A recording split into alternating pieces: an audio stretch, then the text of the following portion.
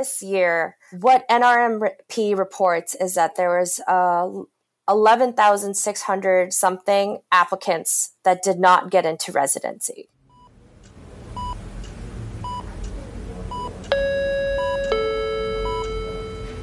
Paging Dr. Cook. Paging Dr. Cook. Dr. Cook, you're wanted in the OR. Dr. Cook, you're wanted in the OR.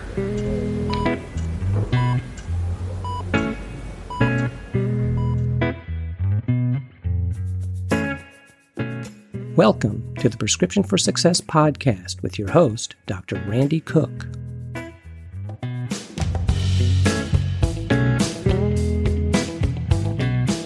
Hello, everyone, and welcome to Prescription for Success. I'm Dr. Randy Cook, your host for the podcast, which is a production of MD Coaches, providing leadership and executive coaching for physicians by physicians to overcome burnout, transition your career, develop as a leader, or whatever your goal might be. Visit MD Coaches on the web at mymdcoaches.com because you're not in this alone. And don't forget, CME credit is available when you listen with us. Just look for CMFI in the show notes to learn how.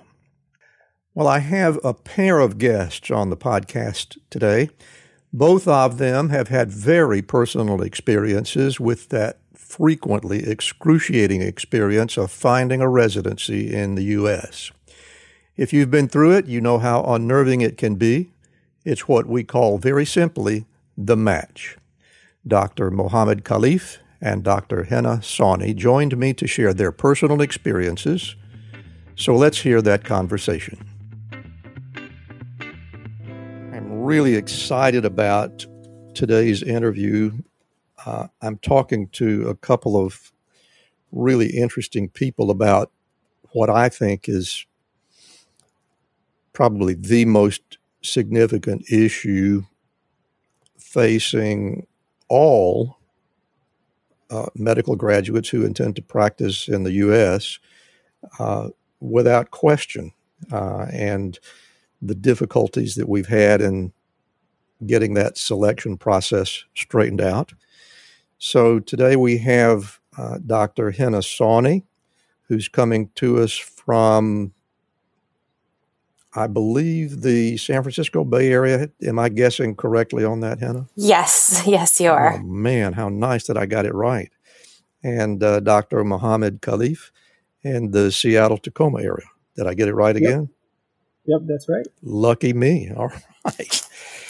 And these two people, fortunately for all U.S. medical graduates, have had the great wisdom to try to do something about the medical student residency matching program. And we're going to talk about that in some detail.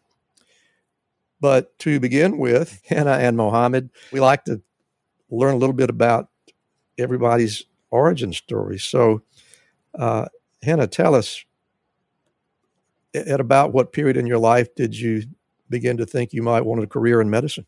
So I would say quite young. I was about 10 years old. I was very interested in, biological sciences, and I had this teacher in sixth grade that one of our biology topics was the signs of cancer. And that's what really, it sounds morbid, but I was just very interested in the diagnosis of it. And the reason is because I've actually had a lot of people very close to me, including my grandmother and an aunt that had cancer and passed away from it. And for me, medicine wasn't just about, learning science and getting rich or, having that respect. For me, it was allowing me to bring two things that I love, is serving others and the sciences, and putting it together and making a difference at the individual level. You can be interested in lab work. You can do the same thing in many different ways. But it was really the human aspect of medicine and its relation to the sciences that really drew me to it. I can't think of any better motivation than that. But the really interesting thing, and I think I've got this right, you actually grew up in this country, but you got your medical education in the UK, right? Yes. How did that come about? So I've had an interest in global medicine. Growing up here, I actually stayed in the Bay Area my entire life until medical school.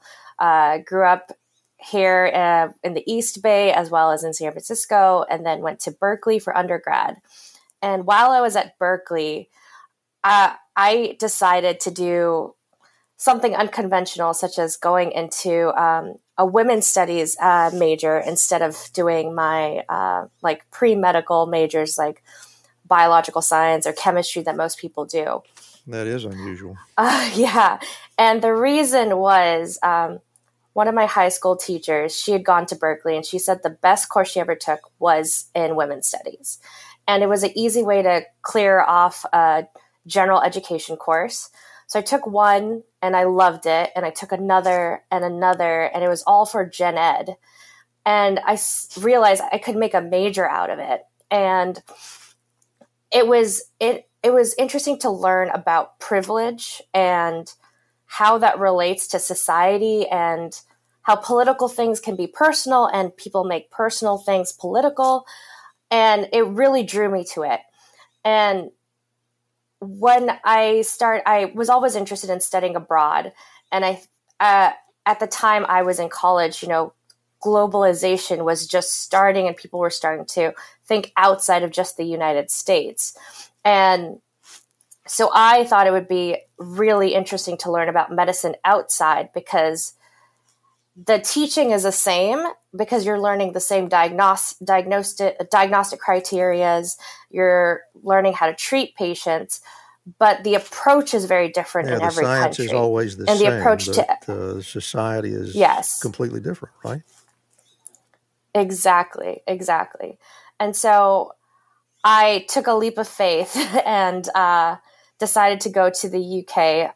And this particular program was an international program. So my classmates came from all over the world, Asia, Europe, Australia. Some were a few were even in Palestine and Syria and had just narrowly escaped what was going on there. And Canadian as well. And just hearing how medicine was practiced and the differences between their country and what we did in the U.S. was very eye-opening. And I think by far the best experience I ever had. That had to have been quite an experience. And it was. And the UK, I think this also really showed me the flaws when I came back to the U.S. in our system, especially in education and training and parts of practice. I think because I had this exposure of how it's different outside, I had more of a cultural shock coming back home and saying, well, why are we doing it this way when there is a better way that other countries are doing it?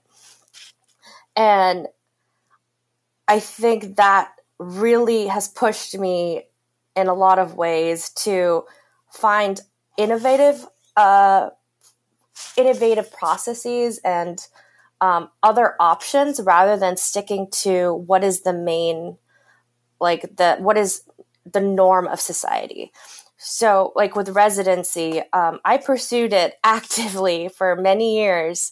And I always got feedback that, you'll get in, you'll make a great doctor, you have a sound education.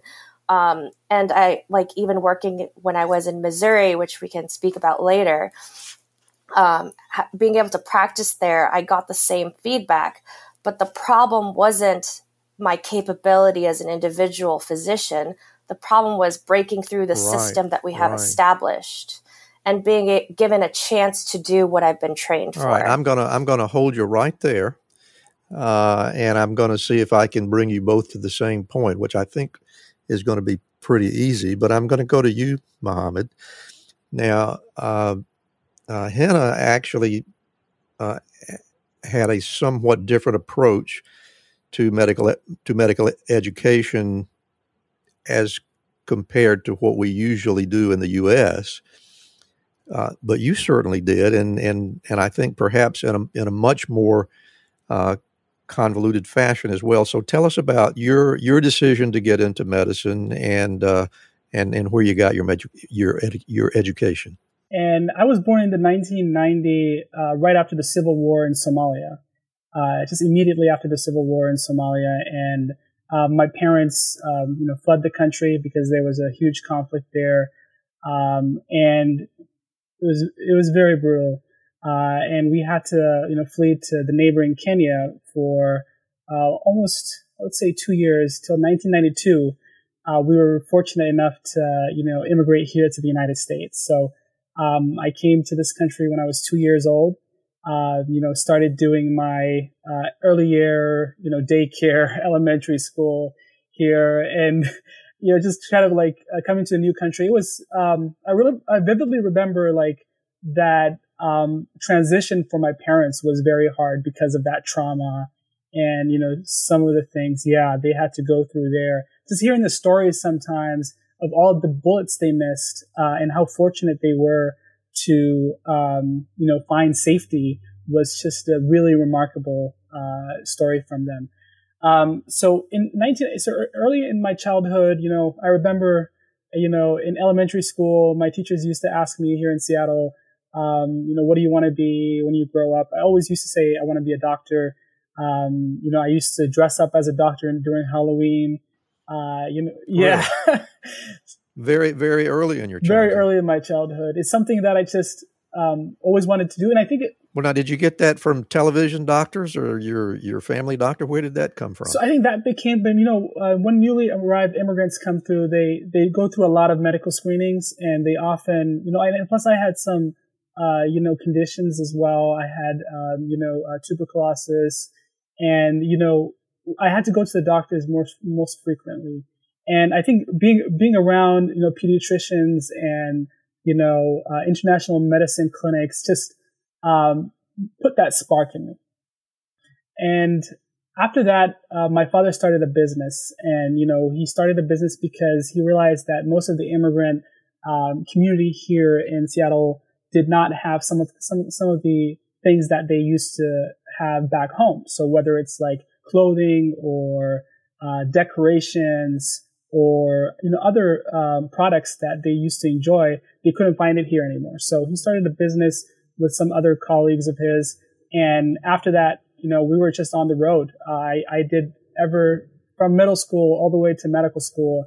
I did it in other countries. So I was in Amsterdam, I was in Pakistan, I was in China, I was in Dubai, I was in Kenya. So I lived in 5 different countries and did school in all those different countries. Eventually, I did my high school and medical school in China because that's where most of the manufacturing was happening, and my dad was living the most at that time. So you never really saw very much of the U.S. educational system at any level. Is yes, that what I'm yes, hearing? Only elementary school. I did all the way to elementary school here, but from middle school to medical school, I was around the world. Okay. All right, we'll pick up the story again. Yeah. And after that, I just, when I came back, my dad lost his business, unfortunately, in 2008 because of the recession. And, when I came back here after medical school, he drove a cab after he lost his business, tried to get me out of medical school in China. He was here. And when I came back, it was a total different story for me because then I had to go through the challenges that I think we'll talk about later, of trying to get into residency and try to get into the match. And it was a very different, experience for me. But in short, that was my experience on, how I became a doctor and then what's sparked that interest. Anywhere along the way, did you think, well, gee, I made a mistake, or were you still pretty well motivated? No, I was very motivated. Very motivated. I had my eye on the target. This is something that I always wanted to do, and this is something that I always spoke about as a child. And I had huge support from my family because of that, because they knew like this is what I wanted to do, and they were supporting me throughout the time. And I never thought for a second that I wanted to change a career. So we've gotten medical school done for the both of you, and we got to talk about the really next big step. And that is that both of you had to face the infamous matching program. Henna, I'm going to go back to you. Tell us about your experiences with that. I graduated in 2018, and I had just moved back home to the Bay Area from Chicago. Finished, the USMLEs, was gearing up for residency match. And I was working at UCSF at the time as a clinical research coordinator, because the feedback I had gotten at that time was, even though I'm born and raised American, I mean, my parents are immigrants, so I faced, the balancing of two cultures, but my entire life has been in the U.S. And then coming from a foreign medical school, they said, even though you are American, you will have some setbacks as someone with a foreign degree. And so I was doing research because they said that getting some publications and, staying clinically involved to some degree would help get into residency. So I started the application process, had my LORs, everything ready to go.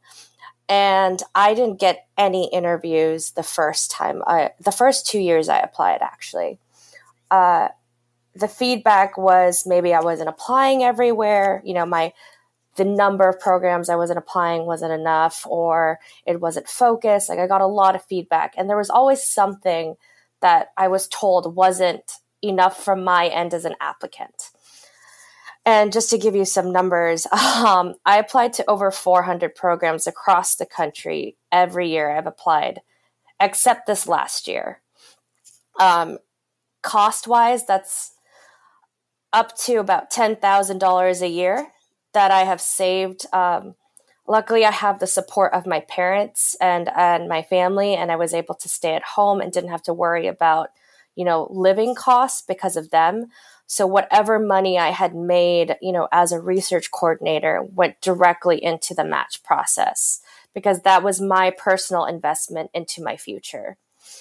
And the first 2 years, I always found a reason that I didn't get in. My scores weren't high enough. I didn't have enough research experience. I didn't do enough clinical rotations. But I mean, even though I went to a foreign medical school, my third and fourth year medical school rotations were actually here in Chicago. I had clinical rotations prior to that in Cyprus, where my first 2 years were located, since we were in an international program. But the core clinical rotations were all in the U.S.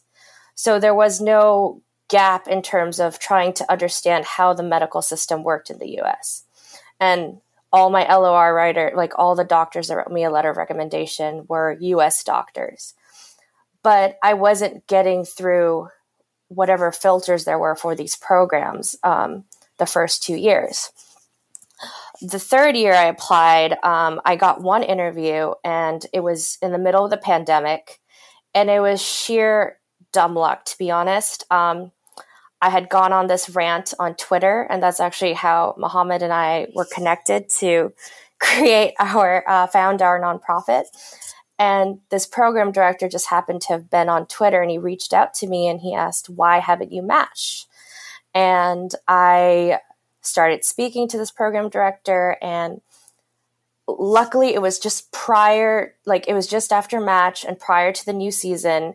And after reviewing my application and seeing how dedicated I was, they said they would consider me for an interview for a residency. And they did interview me. It was the first time I got an interview for a residency, and so I was very excited. But I also had gone through it twice, knowing what can happen and how you can't have your hopes too high, because the fall is much worse.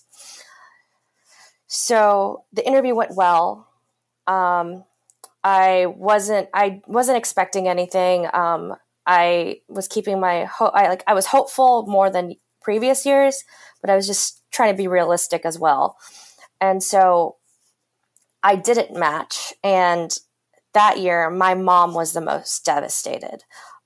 She has been my support and rock through all of this. Like, she's told me many times, like, is it worth the emotional and mental distress you've put yourself through all these years? And I keep saying, yes, it is.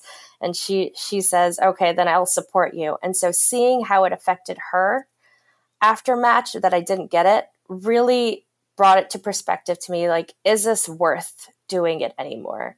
And it's not about, is it worth to practice medicine, but is it the process we have created in this country worth the struggle to be able to practice medicine? And so after that year, I got feedback from the program director. He said, funnily enough, that the other faculty had said that I had too much research on my application, and it was too much research focused. And so at that moment, I kind of shifted my perspective on residency. I was like, this is not the end all be all that I've been putting it for the past couple of years. I moved out to Missouri to practice medicine with the license that they give, the assistant physician license. I also got a job as I work with the CDC and have been working on their COVID teams at the San Francisco quarantine station. And I kind of left research because although it was interesting and I liked it, it wasn't what I was pursuing as a career. It was always going to be a stepping stone. I understand. No, not at all. The experience is great, and I've utilized it, and I will continue to utilize it and possibly see another career option, but it wasn't what I wanted to do. And so last year was the last time I applied for residency. And I remember the application had just opened and we had to pay the fee for it and the registration fee. And the day I applied for that and paid it, after that for almost like 3 weeks, I just laid in bed. Other than going to the urgent care clinic or the volunteer things I was doing, I was just in bed because I was just so distraught from the process. And I was actually having a traumatic response to it. And so I was like, this is the last time.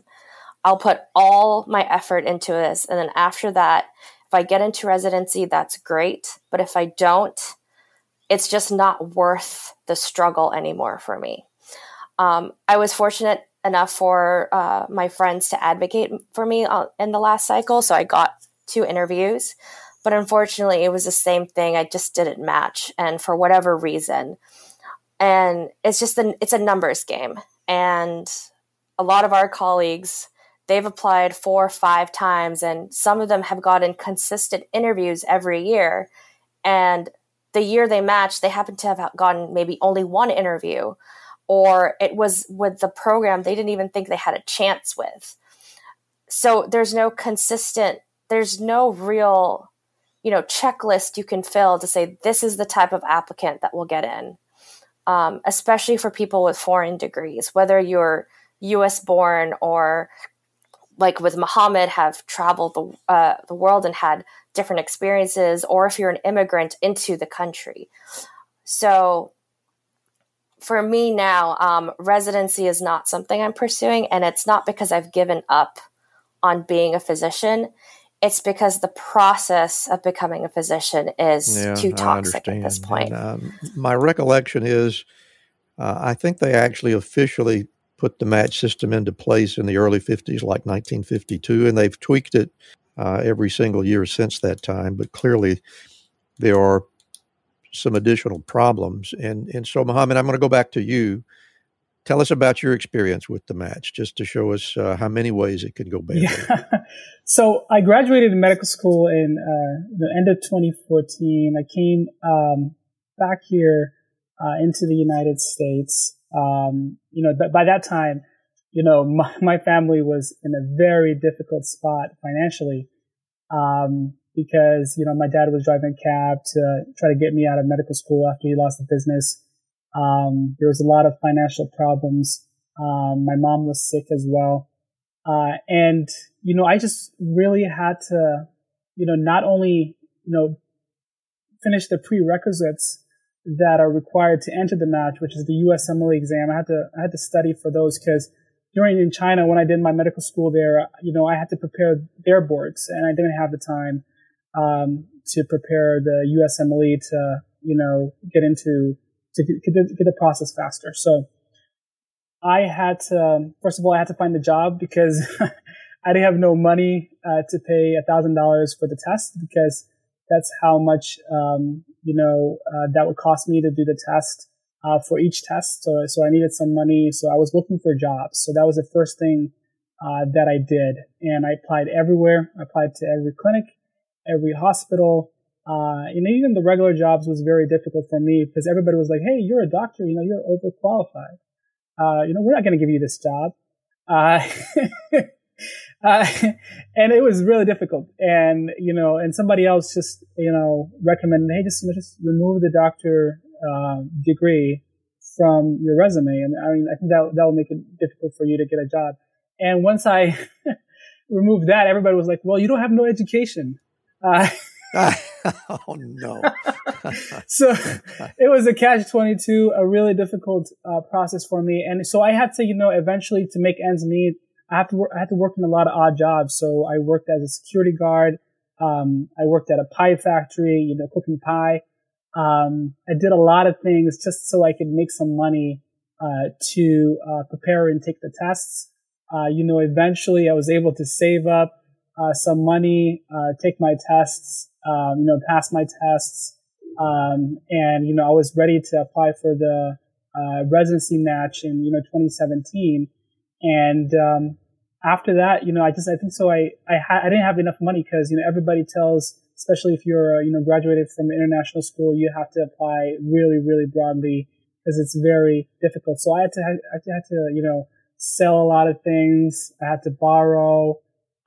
So I invested $10,000 in the first year, and try to apply it as wide as well. I always wanted to be a primary care physician. I wanted to be a family doc. So that's where I applied, no other specialties, and just applied very broadly the first year. And I got 0 interviews. It was very devastating, experience for me, putting all that, money and, energy and time with the tests and everything. It was very difficult. So what I did was I tried again the next year. And the next year I applied to multiple different specialties, because I thought maybe, because I applied to one specialty, maybe that was the problem I didn't get in. And I went on LinkedIn. I made some connections, with the local hospitals here. I spoke with some program directors. And the next year I was fortunate enough to get one interview from, the University of Washington, UW Family Medicine here, in Seattle. And, I was really excited and stoked because that was the first interview that I got to in the residency process. But that was just one interview out of the 500 I applied to.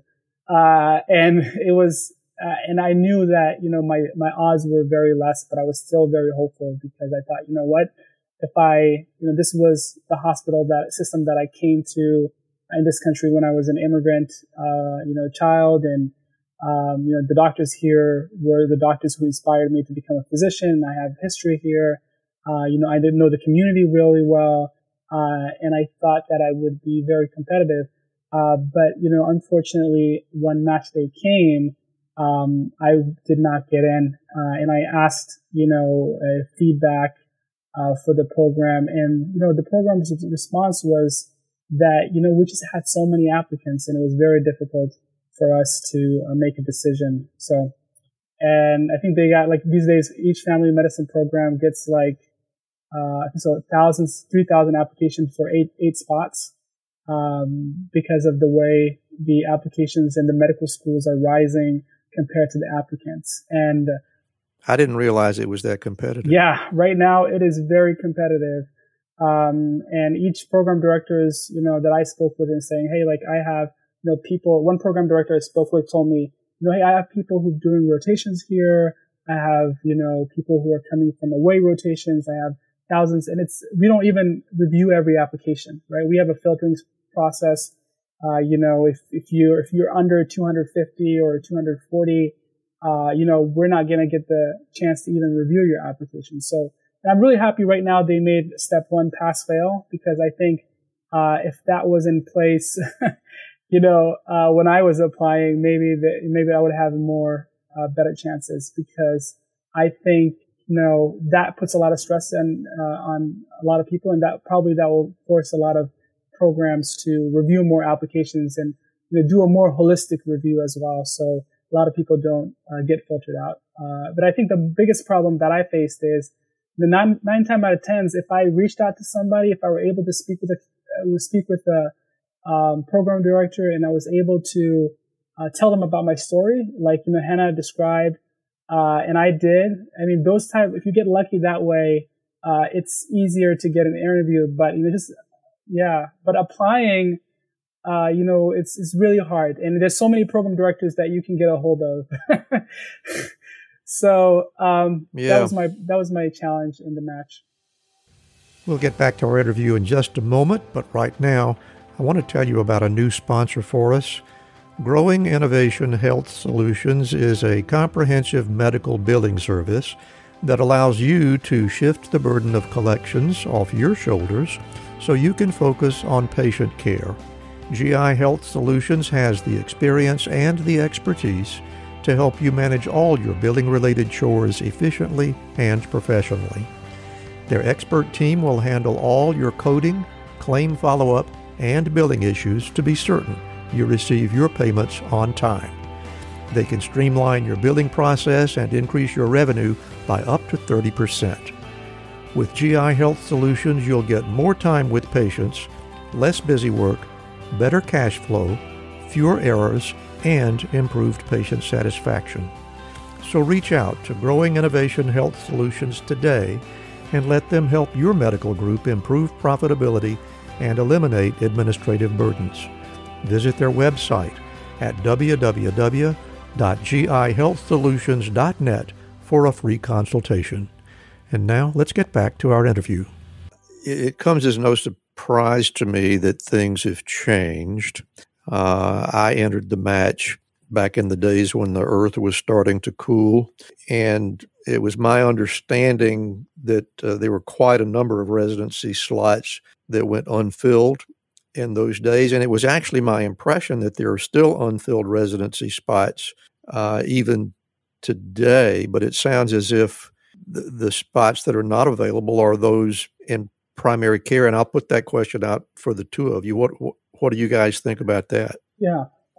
So basically, there's two processes, and I've seen this, conversation for a while, and then I think so Henna can jump in. Basically, there's two processes. There's the SOAP system, right? And there's, the scramble system after the SOAP. But, a lot of people don't understand that the applicants who end up applying for those scramble and SOAP system after the match, those quote unquote leftover spots, are still very minimal compared to the thousands of people that are competing for a left-off spot. So, and Henna, maybe you can add to that. Yeah. So having come for doing research for 3 years, I've approached this issue with data, because I think that's the best way to really open people's eyes about this. So just going back into a little bit of history of this. So Dr. Cook, when you were applying for residency, there were ample spots there for everyone. It was just a matter of finding it. Whether you were, a medical student here in the U.S., an immigrant into the U.S., or someone that had never set foot in the U.S. and was trying to come in and practice here. But in 92, I believe, it was 92 or 96. 97. I think it was 96, actually. Yeah. It's 97. Thank you, Mohamed. So 1997, a cap was put on the number of residency spots because of this fear that there would be too many doctors. Oh, you can't be serious. And what that has done. Sorry? To coin a phrase from, I can't even remember which comedian said it all the time, but what I said was, you can't be serious. Oh, yes. Yeah. That was the perception, that we would be having too many physicians in the workforce and not enough people to treat and not enough jobs for those physicians. And so that's why that cap was made by the Balanced Budget Act. And since then, it has been an uphill battle. Now it makes sense. Yes, it's a federal.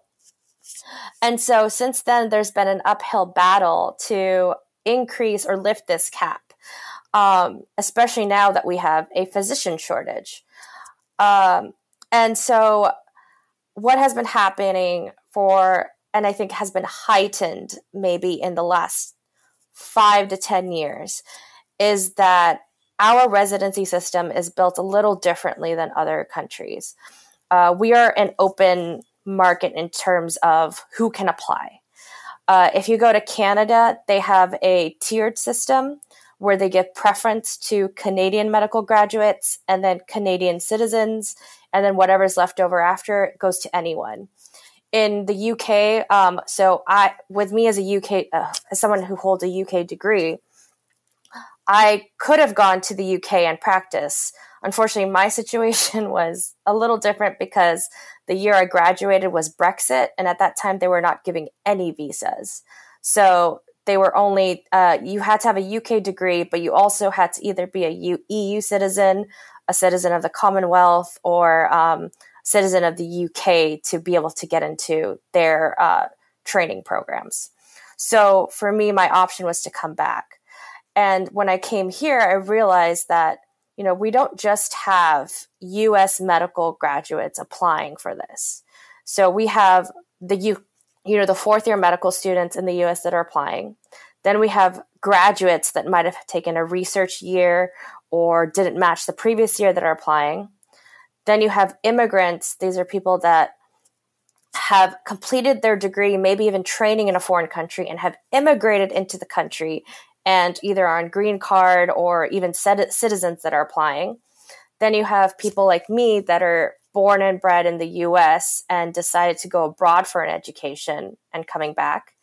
And then there's another group of people that have never even maybe set foot in the US that are applying for visas to come into our residency training. And so what ends up happening is you have this huge pool of applicants, but not enough spots for all of those people. And there's no tiered system either like Canada or other countries where there's a preference. There's a, unspoken rule that U.S. medical graduates, so people that have attended U.S. medical schools get preference. And that's true because 98 to 99% of those students will match unless they have something like there's something really bad on their application. But nowadays you even see that it's not even because they have red flags or weren't doing well in medical school.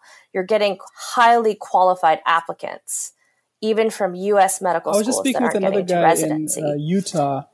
So he graduated from Utah Medical School, and he's working with Dr. Mary Tipton, Henna. So he's doing associate physician because then, and I think so he had 240, 250 scores, but he said basically he was applying to Utah and he wanted to get into the West Coast area. So, and it was very difficult for him to even get an interview in that process. So, yeah, it's challenging regardless of where you graduate from medical school because of the overwhelming competition.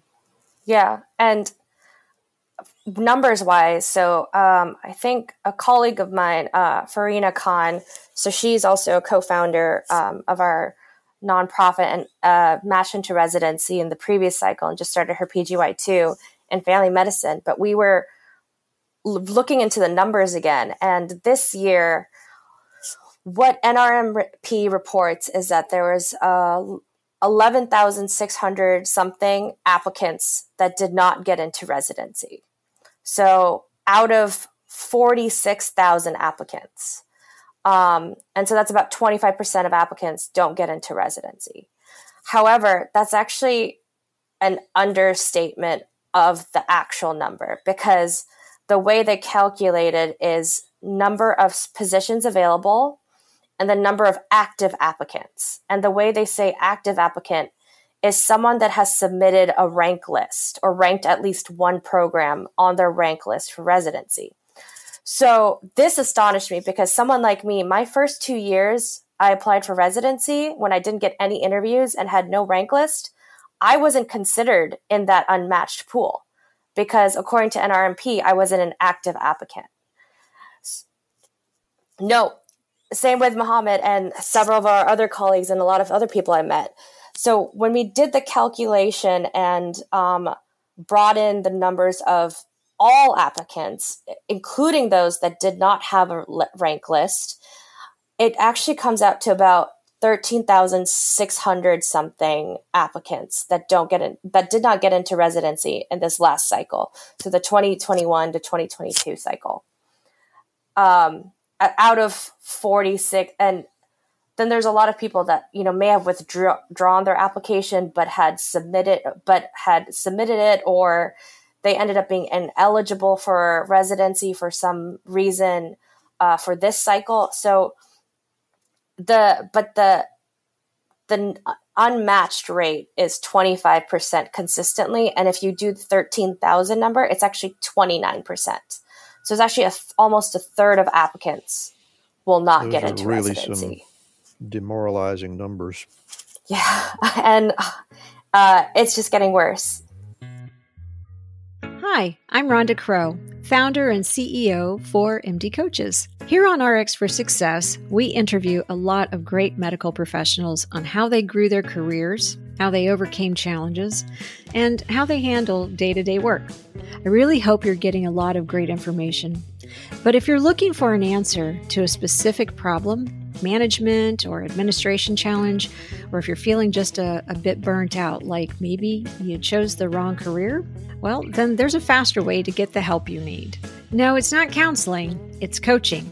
RX for Success is produced by MD Coaches, a team of physicians who have been where you are. I know you're used to going it alone, but you don't have to. Get the support you need today. Visit us at mymdcoaches.com to schedule your complimentary consultation. Again, that's mymdcoaches.com, because you're not in this alone. We'll get back to our interview in just a moment, but right now I want to tell you a little bit about Physician Outlook. If you haven't discovered this remarkable magazine, please do so very soon. It was created by physicians, for physicians, to showcase the intersection between clinical and non-clinical interests, whether it's writing, painting, cooking, politics, and dozens of other topics. Physician Outlook gives a physician perspective. It's available online and in print. It's really unique among physician lifestyle magazines. And like the Prescription for Success podcast, Physician Outlook amplifies the voice of any physician who has something to say.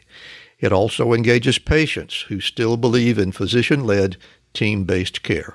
And Prescription for Success listeners can get 3 months free when you enter our promo code RX for Success and select the monthly option at checkout. That's a really great deal on this stunning publication. And now let's get back to today's interview.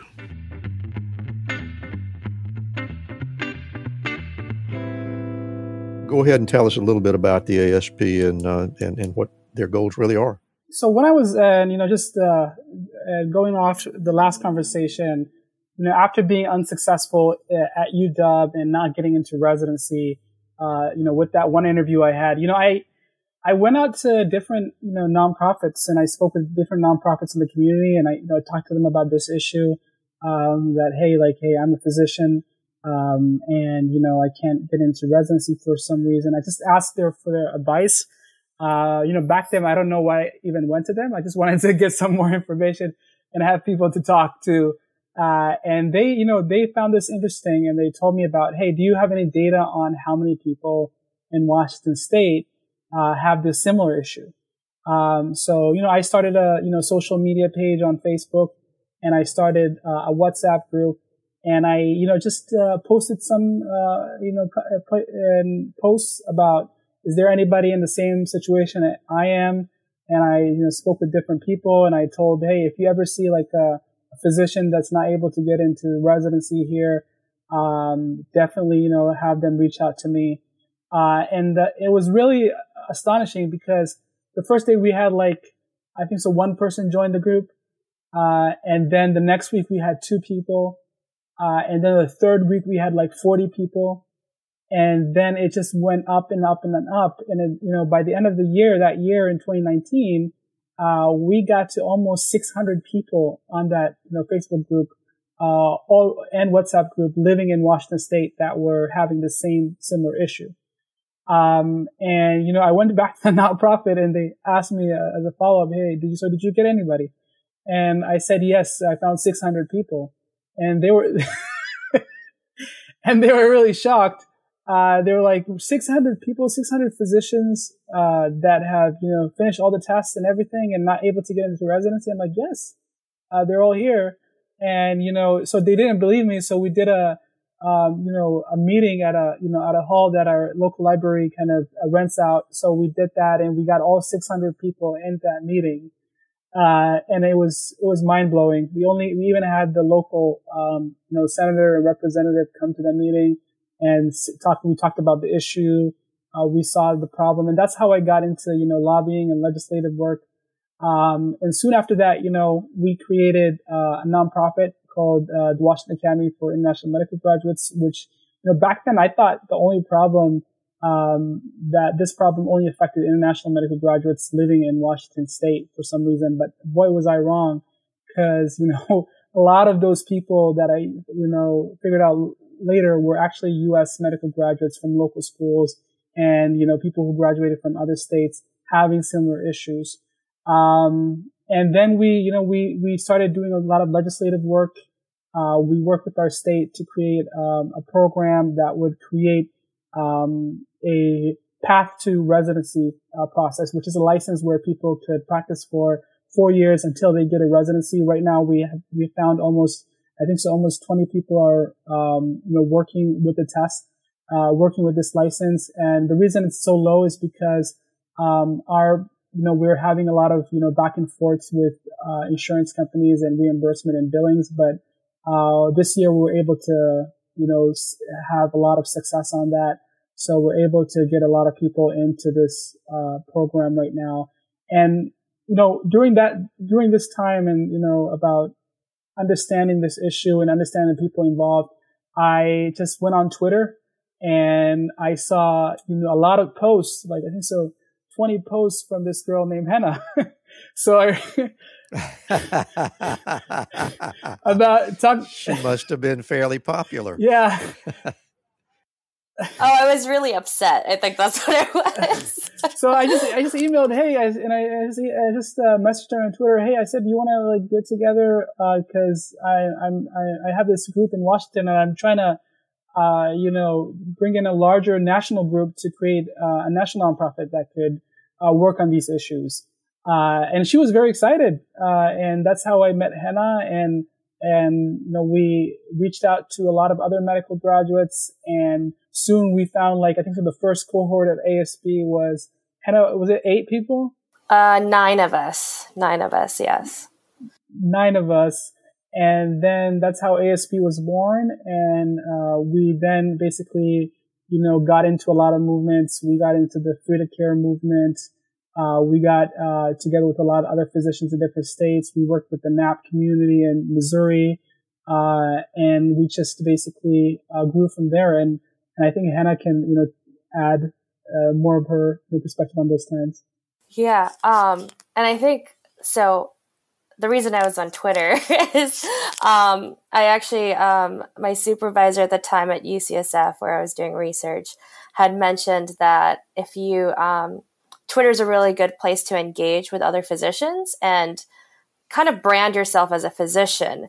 And so they had said that if you make a professional Twitter account, we'll tag you in our projects or when we go to conferences or other things like that, like our publications, and then you can connect with other doctors, and hopefully that'll get you into the networking through social media for residency. I was not active on Twitter prior to that, so I just gave it a shot.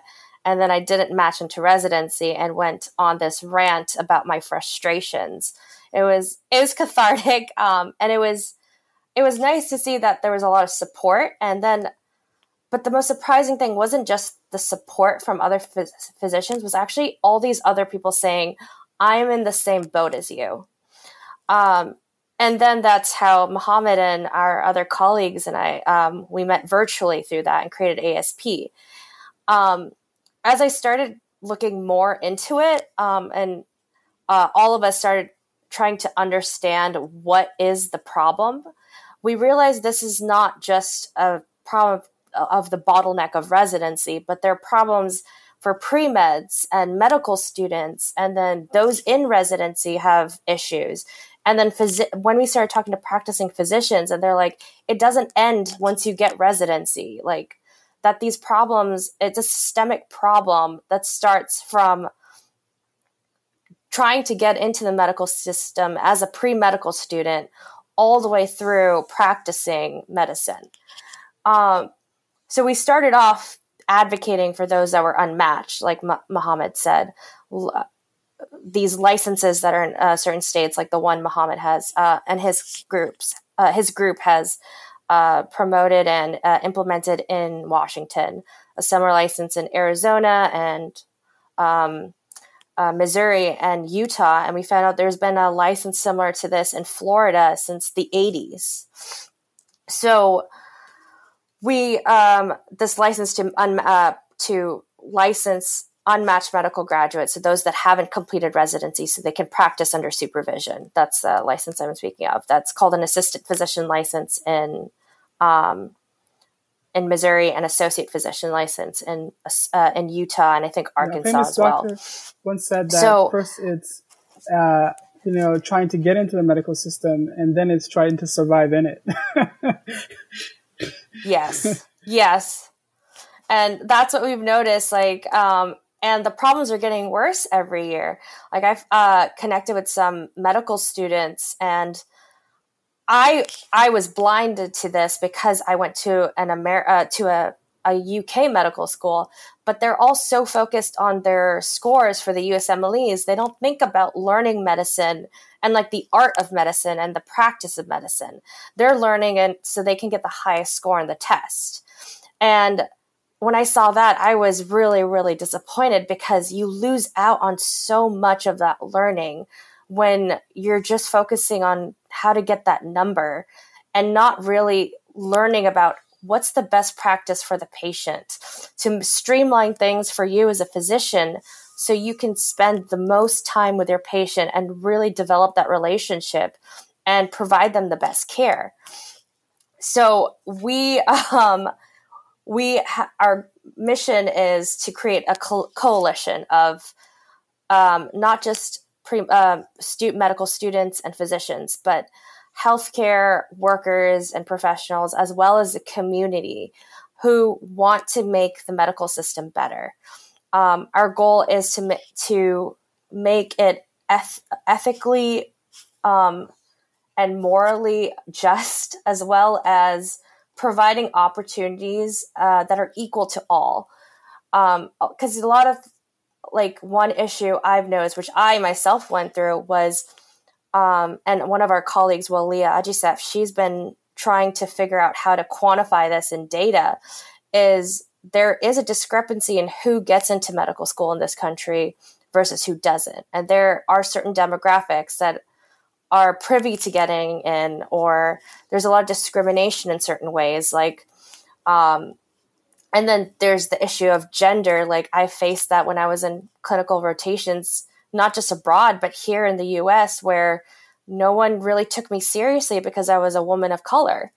And so there are so many issues that we are just kind of making this list of, and really thinking about what is the best way to approach these issues. And one thing that has been really disappointing to me is that, coming from, I've worked both in research, public health, and clinical medicine. Innovation is applauded in research and even public health. But when it comes to the practice of clinical medicine, they want to stay with the old ways. They are not as readily or eager to change. That is fascinating, isn't it? Yes.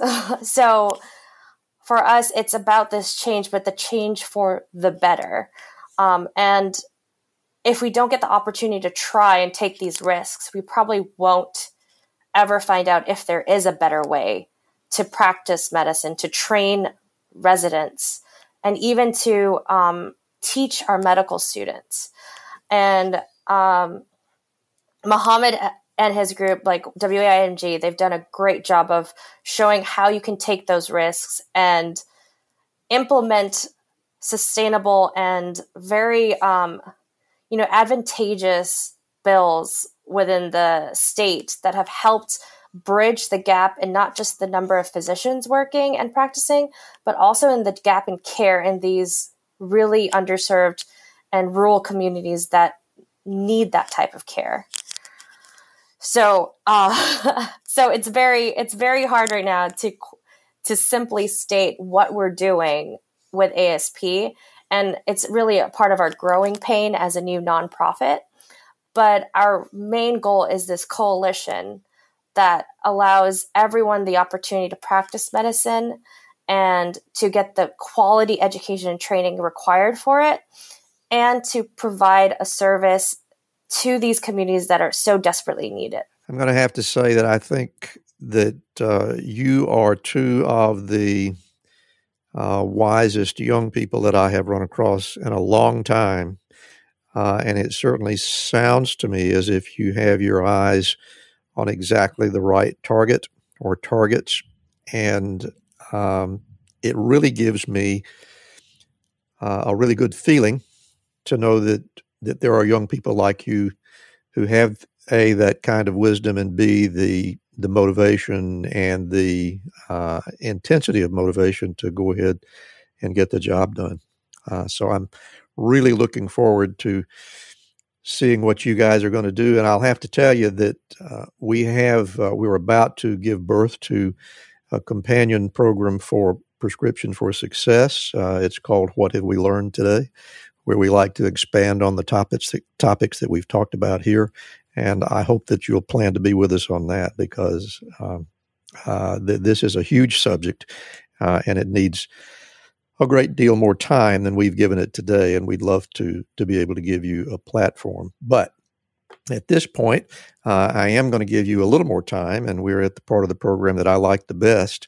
And that's when I close my mic and get out of the way and let you people speak on your own. So we'll begin with Dr. Henna Sawhney. I'm going to be quiet while you give us your prescriptions for success. All right. So my prescription for success. I think one of the biggest things that has shaped myself, and that I think really is what is profound and special just to us as human beings, is being able to help others. There's this ideology in India called seva, and it's about being of service to others. But it's an altruistic, like you're not doing it for anything in return. It's just from the good of your heart. And that's something I've taken to, that's kind of been my motto in life, is to do seva for others. And I think that is something that really is important, especially nowadays. Doing what's good for not just you, but the community around you, making that change around you. I was fortunate enough that in high school I had a little stronger foundation, you could say, than my peers in high school for my education prior. And my high school was very low income, and I felt like I wasn't challenged enough. And I would kind of complain, as a 14 to 15-year-old, saying I'm bored in school to my the principal, and say I want to be challenged more. And while they did provide a lot of resources for me, one thing he said was that instead of just thinking about lifting yourself, think about lifting those around you. And that's really what SEVA is, encompasses as well, is providing service and doing service for yourself and those around you and building up together. And that's what I feel is really important about medicine, especially right now. It's not about competing with your colleagues. It's not about being the best doctor just for yourself. It's about this higher calling. I mean, we take the Hippocratic Oath about doing the best for the patient and doing the best for those around you. And I think that's very important. But even though you are of service to others, to make sure that you're checking in with yourself. That's something I neglected a lot of time. And I feel I should have listened to a lot of my, especially my medical school professors and the attending, saying that this is the time to rest. Make sure you're taking care of yourself. Just like they say on an airplane, put the mask on yourself before you help others in an emergency. And that's very true. The last thing I would say is don't be afraid to take risks. There is nothing in this world that really is set in stone. Everything can be changed for the better. And usually your gut feeling is right compared to others. I've never been someone that's fit into boxes or what typically people see. I've always found another way to reach my goal, whatever obstacles are in there. And I think this really stems from my parents because, I mean, they came here as immigrants with almost nothing to their name, and they've built a life for my sister and I. And one of the things I was really struggling with when I didn't get into residency was that I was failing all their hard work. And so being able to find another route where I can be happy and succeed on my own terms. Because what my mom always says is that nothing succeeds like success. And success is how you define it. So overall, just my prescriptions for success is be of service to others and yourself. Take care of yourself.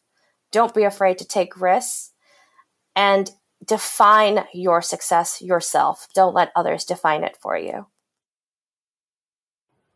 Well, thank you, Henna. A lot of wisdom packed into all that, and we appreciate you sharing with us. And I'm going to move on to Dr. Mohamed Khalif and your prescriptions for success. Yeah, well, I think my prescription for success is going to be very similar to Henna's prescription. And I've struggled with one thing ever since I got into this whirlwind of different issues and, problems. Because success for me was always about, becoming a licensed physician and, getting into that room with the patients that you want to serve and, changing people's lives, sitting down with family, and, helping people become more healthy, being a community leader. And the only way I saw that, to get to that point was, this, residency system and the problems that I went through. And I struggled with this, word for a long time. Success, is it that? And once I took a different route, and said like, hey, I want to take a different route other than the match. And now I want to become a nonprofit leader and I want to become an advocate for this.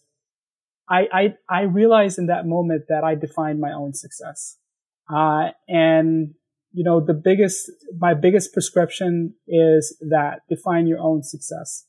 Don't be forced to live in society's version of success. And a lot of times, that's the case. And that was the case for me as well. I always lived in a society's version of success. I never had a definition of what success looked like for me.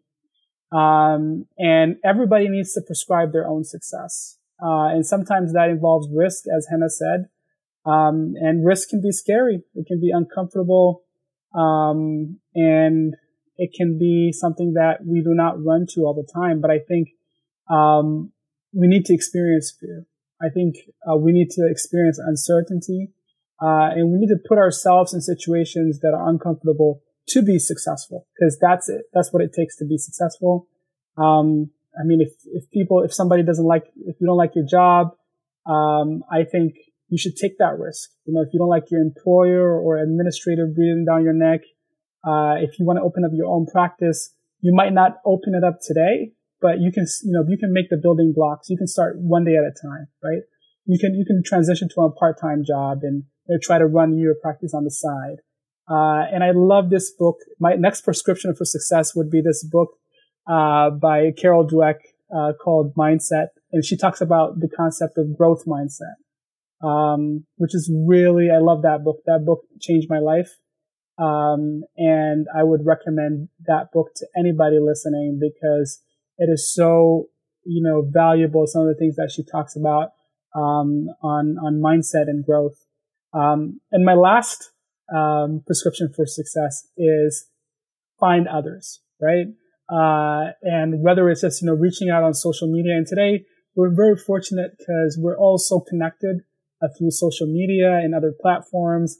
And it's very, easy to find people in the same boat. Like, I found Henna. I was very fortunate enough, to find an amazing friend like her, and a co-founder that, has helped us, reach the potentials that, we might have not reached, and other co-founders of ASP as well. And there's this famous saying in Africa, which is, go fast, go alone, go far, go together. And if you want to go far, find other people and like-minded, so you can reach that point. So, and to summarize, my prescriptions for success is 1, define your own success. 2 is be uncomfortable. 3 is, read that book, Growth Mindset by Carol Dweck. And the 4th is find others. So those are my prescriptions for success. Well, Dr. Mohamed, Khalif, and Dr. Henna Sawhney, I thank you so much for sharing your wisdom with us today. And you are both very wise, particularly for your years, and we're honored to have had you. Before we go, I want to give both of you an opportunity to let people know where you can be found and how they can follow you in whatever way you wish to be followed. So we'll start again with Henna. Thank you. I first want to thank you for giving us this opportunity to speak about this issue, and really appreciate what you're doing with Prescription for Success. And we are very excited to collaborate with you and anyone else. So you can find our organization, American Society of Physicians, at asphysicians.org. We have a Twitter as well, and it is ASP__ORG. We have about 1,800 followers, which we're very excited and hoping to collaborate and expand our platform with them. You can find myself at Henna, HENNMD on Twitter. You're also welcome to add us on LinkedIn as well. We have a page for American Society of Physicians as well as our own. And to learn more about our organization, definitely see the website, since we have a lot of information on the events we've done, our other co-founders and the work they've done, and our collaborators. And we will also be attending the Free to Care. Mohamed and I will be attending the Free to Care conference in Austin on from September 15th to 17th.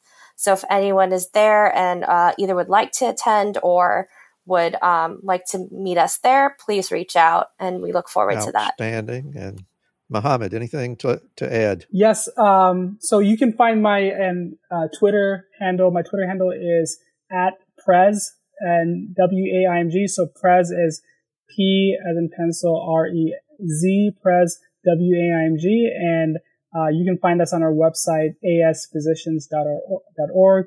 And I'll also be at the conference with Henna, and I'm excited to meet anybody there. So that's all I would add. Thank you so much again for inviting us to this podcast. We're very honored to share our story and have your listeners listen as well. Thank you so much. Well, Dr. Henna Sawhney and Dr. Mohamed Khalif, thank you once again for being with us on Prescription for Success. Thank you so much for joining us today. We'd really appreciate a review from you, and a 5-star rating helps give our podcast much more visibility, and that helps us reach more listeners. Exclusive content is available on our Patreon page, including membership-only material like personal rapid-fire Q&A sessions with our guests. To be sure you never miss an episode, visit our website at rxforsuccesspodcast.com to subscribe. And while you're there, learn how to get CME credit from CMify just by listening. Special thanks to Ryan Jones, who created and performs our theme music. And remember, be sure to fill your prescription for success with my next episode.